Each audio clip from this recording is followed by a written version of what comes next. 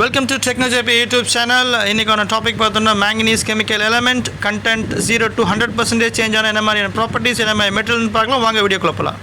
இந்த ஸ்லைடில் நம்ம என்ன பார்க்க போகிறோம்னா manganese content 0.3 to 1.5% என்ன மெட்டீரியல் பார்த்தோம்னா கார்பன் ஸ்டீல். இதோடைய ப்ராப்பர்ட்டிஸ் பார்த்தோம்னா high hardness, high strength and moderate wear resistance, corrosion resistance and then good quality of ductility. Products பார்த்தீங்கன்னா வந்து இன்ஜினியரிங் காம்பனன்ட்ஸ் மிஷின் காம்பனன்ட்ஸ்லாம் வந்து இது பண்ணுறாங்க.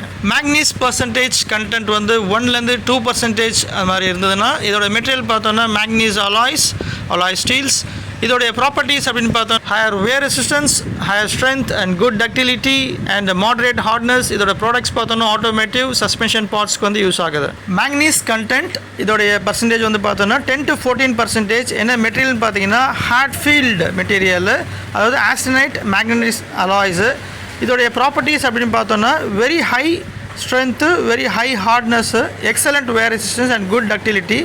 எந்த மாதிரியான ப்ராடக்ட் ஃபார்ம் பார்த்தீங்கன்னா பிளேட்டு, அதே மாதிரி cement and mining hoppers, tanks அதுக்கெலாம் வந்து யூஸ் ஆகுது. Manganese content 100% range. இது வந்து என்ன மெட்டீரியல் அப்படின்னு பார்த்தீங்கன்னா பியூர் மேக்னீஸு. என்ன மாதிரியான ப்ராப்பர்ட்டிஸ் அப்படின்னு பார்த்தோன்னா பிரிட்டில் ஹார்ட்னஸ், ஹை மேக்னீஸ்னால பிரிட்டில் ஹார்ட்னஸ்ஸு, அதே மாதிரி moderate wear resistance, moderate strength and low ductility.